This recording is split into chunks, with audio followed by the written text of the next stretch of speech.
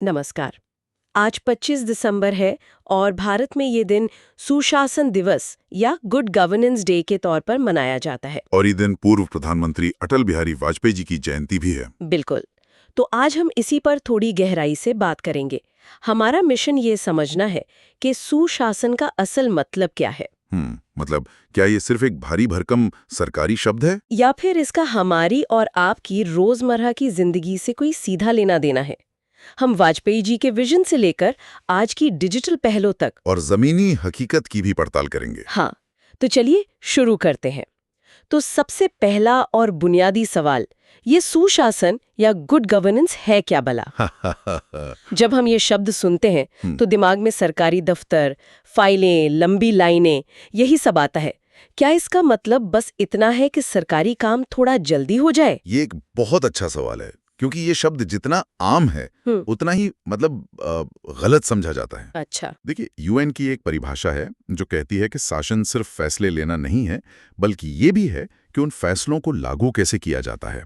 लेकिन इसे और आसान करें तो सुशासन के आइडिया को हम 3 बड़े हिस्सों में बांट सकते हैं। 3 हिस्से, वो क्या है? पहला हिस्सा है लोगों की भूमिका, जिसमें 2 चीजें आती हैं, एक तो भागीदारी और दूसरी समावेशिता। भागीदारी और समावेशिता। हाँ, मतलब क्या आम नागरिक, खासकर महिलाएं और जो हाशिए पर खड़े लोग हैं, वो फैसले लेने की प्रक्रिया का हिस्सा हैं भी या नहीं? क्या सिस्टम में सबकी आवाज सुनी जा रही है? यानी सरकार सिर्फ बंद कमरों में फैसले न ले, बल्कि लोगों से पूछकर, उनकी जरूरतों को समझकर काम करे। बिल्कुल। फिर दूसरा हिस्सा है सिस्टम की ईमानदारी। ओके। इसमें आता है कानून का शासन और पारदर्शिता। मतलब क्या कानून सबके लिए बराबर है? क्या जानकारी आसानी से मिलती है या सब कुछ गोपनीय फाइलों में ही बंद है? सिस्टम कितना खुला और निष्पक्ष है। सही कहा। और तीसरा और शायद सबसे जरूरी हिस्सा है परफॉर्मेंस। परफॉर्मेंस। जी, यानी प्रभावशीलता और जवाबदेही। क्या जो वादे किए जा रहे हैं वो पूरे हो रहे हैं? क्या सरकार अपने काम के लिए जवाबदेह है? यह सुनने में तो बहुत आदर्शवादी लगता है, मतलब एक परफेक्ट दुनिया जैसी बात। लेकिन सवाल यह है कि ये सिद्धांत इतने जरूरी क्यों है? अगर शासन गुड ना हो तो क्या फर्क पड़ता है? अरे बहुत बड़ा फर्क पड़ता है।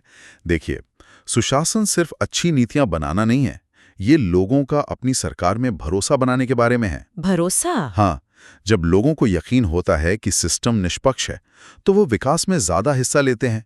ये भ्रष्टाचार को कम करता है और सबसे जरूरी बात, ये सुनिश्चित करता है कि विकास का फायदा समाज के सबसे गरीब और कमजोर व्यक्ति तक पहुंचे। ठीक है, तो ये तो हुई थ्योरी की बात। अब आते हैं जमीनी हकीकत पर। भारत इस गुड गवर्नेंस के आइडिया को हकीकत में बदलने के लिए क्या कर रहा है? पिछले 1 दशक में अब देखिए सबसे बड़ा जोर डिजिटल गवर्नेंस पे रहा है। जैसे कि युमंग ऐप है, डिजी लॉकर, ई ऑफिस, ये सब सिर्फ टेक्नोलॉजी नहीं है, ये सरकार और नागरिक के बीच के रिश्ते को बदलने की कोशिश है। मतलब मकसद ये है कि सरकारी दफ्तरों के चक्कर ना काटने पड़े और बाबुओं की मर्जी पर निर्भरता कम हो। बिल्कुल। और पारदर्शिता के लिए तो सूचना का अधिकार यानी आरटीआई कानून भी एक बहुत बड़ा कदम था। हाँ, वो तो था ही। आरटीआई एक मील का पत्थर था, इसमें कोई शक नहीं। लेकिन सरकार ने एक और दिलचस्प काम किया है, एक तरह का रिपोर्ट कार्ड बनाना। सरकार का रिपोर्ट कार्ड? हाँ, इसे कहते हैं सुशासन सूचकांक या good governance index, GGI। Good governance index, ये क्या चीज है? इसे 2019 में शुरू किया गया था। ये 10 अलग-अलग क्षेत्रों जैसे कृषि, स्वास्थ्य, शिक्षा, इंफ्रास्ट्रक्चर। अच्छा, तो कई पैरामीटर्स हैं। हाँ, कुल 58 पैमानों पर राज्यों और केंद्र शासित प्रदेशों को रैंक करता है। इसका मकसद है राज्यों के बीच एक स्वस्थ कंपटीशन शुरू करना। अच्छा, तो आप प्रतिस्पर्धी संघवाद या कम्पिटिटिव फेडरलिज्म की बात कर रहे हैं। मतलब एक पब्लिक स्कोर बोर्ड लगा दिया जाए। हाँ, एक तरह से वही। ताकि बिहार देख सके कि गुजरात क्या सही कर रहा है और उससे कुछ सीख सके। आपने बिल्कुल सही समझा। आइडिया यही है कि राज्य एक दूसरे से सीखें। जैसे GGI 2021 की रिपोर्ट में ग्रुप ए राज्यों में गुजरात टॉप पर था, तो ग्रुप बी में मध्य प्रदेश। इससे पता चलता है कि कौन सा राज्य कहाँ अच्छा कर रहा है और कहाँ सुधार की जरूरत है। लेकिन इसमें एक खतरा नहीं है कि राज्य सिर्फ अपनी रैंक सुधारने के लिए इन 58 पैमानों पर ही फोकस करने लगे और जो असल मुश्किलें हैं उन्हें नजरअंदाज कर दे? ये जायज चिंता है। कोई भी इंडेक्स परफेक्ट नहीं होता, लेकिन ये कम से कम एक शुरुआती बिंदु तो देता है जहां से प्रदर्शन को मापा जा सके। और इसी से जुड़ा एक और बड़ा सुधार है मिशन कर्मयोगी। मिशन कर्मयोगी, ये तो सिविल सर्वेंट्स के लिए है ना? हाँ, ये भारत की नौकरशाही, जिसे हम अक्सर बाबू कल्चर कहते हैं, उसे सेवा कल्चर में बदलने का एक बहुत बड़ा प्रयास है। देखिए, सरकार की योजनाएं बहुत अच्छी हो सकती हैं, लेकिन अगर उन्हें लागू करने वाला प्रशासनिक ढांचा पुराना और लचर है, तो वो जमीन पर कभी सफल नहीं होंगी। मुझे एक उदाहरण याद आ रहा है। कैग की एक रिपोर्ट ने प्रधानमंत्री कौशल विकास योजना PMKVY में गंभीर गड़बड़ियां बताई थीं। हाँ, बिल्कुल। जैसे फर्जी लाभार्थी, डुप्लीकेट तस्वीरें। तो क्या मिशन कर्मियों की इसी तरह की नाकामी का एक जवाब है? बिल्कुल। PMKVY की नाकामी सिर्फ एक योजना की नाकामी नहीं थी, वो असल में हमारी प्रशासनिक क्षमता की नाकामी थी। मिशन कर्मियों की एक तरह से इस बात को स्वीकार करना है कि हमारी मशीनरी को 21वीं सदी की चुनौतियों के लिए तैयार करने की जरूरत है। उसे नियम आधारित सोच से निकालकर भूमिका आधारित बनाना होगा। एकदम सही। और नागरिक केंद्रित सेवाओं की बात करें तो कनेक्टिविटी एक बहुत बड़ा मुद्दा है। मुझे यहाँ अटल बिहारी वाजपेयी जी की प्रधानमंत्री ग्राम सड़क योजना याद आती है। आपने बिल्कुल सही नब्ज पकड़ी है। PMGSY सुशासन का एक क्लासिक उदाहरण है। वो सिर्फ सड़कें बनाने की योजना नहीं थी। नहीं थी। नहीं, वो गांव को बाजार से, मरीज को अस्पताल से और बच्चे को स्कूल से जोड़ने की योजना थी। उसने भारत के ग्रामीण अर्थतंत्र की तस्वीर ही बदल दी। वाजपेयी जी समझते थे कि कनेक्टिविटी विकास की पहली शर्त है।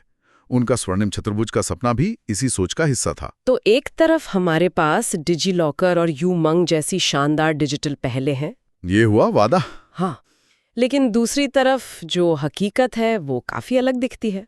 सुशासन की राह में सबसे बड़ी बाधाएं क्या हैं? देखिए, सबसे बड़ी और शायद सबसे खतरनाक बाधा है राजनीति का अपराधीकरण। अपराधीकरण? हाँ, एसोसिएशन फॉर डेमोक्रेटिक रिफॉर्म्स यानी ADR का डेटा बताता है कि हमारे लगभग 45% विधायकों के खिलाफ आपराधिक मामले दर्ज हैं। 1 मिनट, 45%?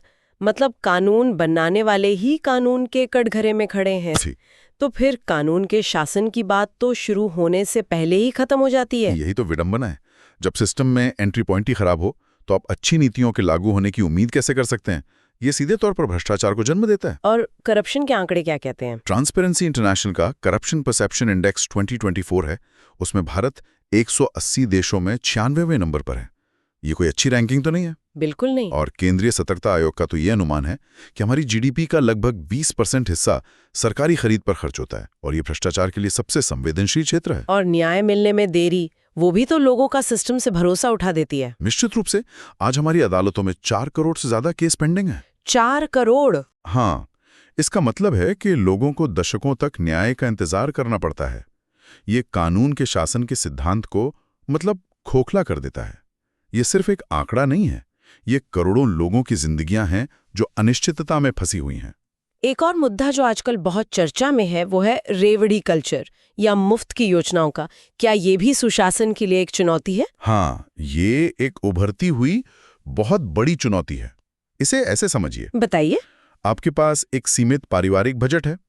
आप उसे या तो अपने बच्चे की पढ़ाई और स्वास्थ्य बीमा पर खर्च कर सकते हैं, जो एक लंबा निवेश है, या फिर हर महीने उसे एक नया वीडियो गेम खरीद कर दे सकते हैं। वीडियो गेम से तो तुरंत खुशी मिलेगी। बिल्कुल, लेकिन परिवार का भविष्य दांव पर लग जाएगा। आज कई सरकारें यही कर रही हैं। चुनाव जीतने के लिए मुफ्त की योजनाओं पर पैसा बहाया जाता है, जिससे शिक्षा, स्वास्थ्य और बुनियादी ढांचे जैसे जरूरी क्षेत्रों के लिए संसाधन कम पड़ जाते हैं। तो ये चुनौतियां तो बहुत गहरी और ढांचागत है। इनसे निपटने का रास्ता क्या है? क्या ये सिर्फ सरकार की जिम्मेदारी है या इसमें हम नागरिकों की भी कोई भूमिका है? रास्ता तो बहुआयामी है और इसमें नागरिकों की भूमिका सबसे अहम है। हमें जन आंदोलन से आगे बढ़कर जन भागीदारी की ओर जाना होगा। जन भागीदारी इसका एक बहुत अच्छा तरीका है सोशल ऑडिट को संस्थागत बनाना। Social audit? हाँ, गांव में कोई सड़क बन रही है तो सरकार के साथ साथ गांव के लोग भी उसकी गुणवत्ता की निगरानी करें। इससे जवाबदेही अपने आप बढ़ जाएगी। अच्छा, और स्थानीय सरकारों यानी पंचायतों और नगरपालिकाओं को मजबूत करने के बारे में क्या? असली सुशासन तो वहीं से शुरू होता है।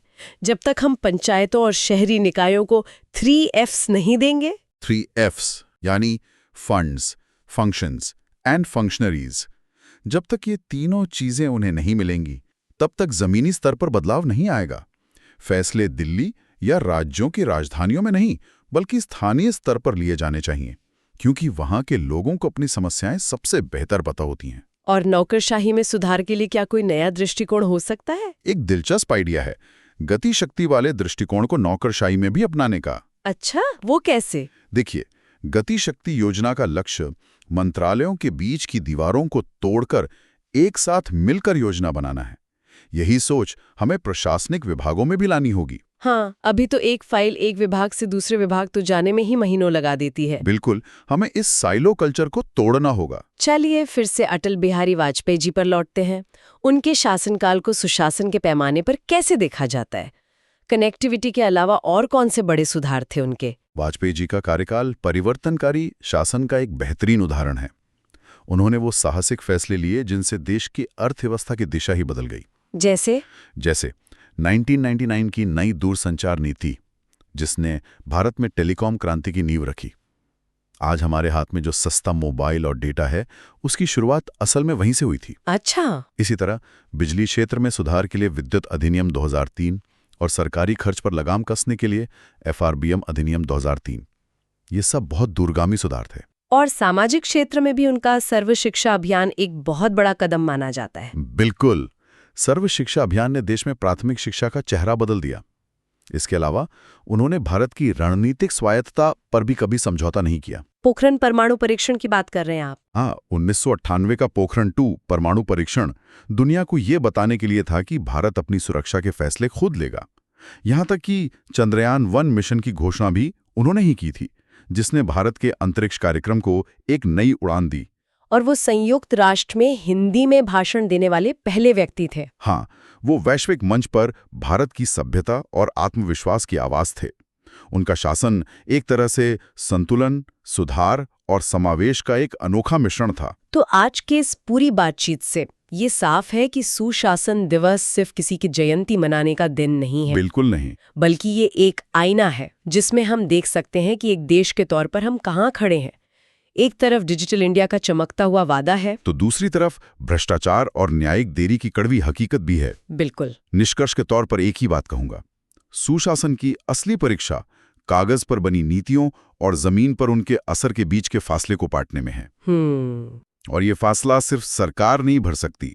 इसके लिए ऊपर से आने वाली योजनाओं और जमीनी स्तर से उठने वाली जन भागीदारी के बीच एक पुल बनाना होगा। और इसी विचार के साथ हम अपने श्रोताओं के लिए एक सवाल छोड़ना चाहते हैं। शासन में सुधार सिर्फ सरकार की जिम्मेदारी नहीं है। एक जागरूक नागरिक के तौर पर हमारी जन चेतना और जन भागीदारी इस बदलाव को हकीकत बनाने में कितनी जरूरी है, इस पर सोचिएगा जरूर।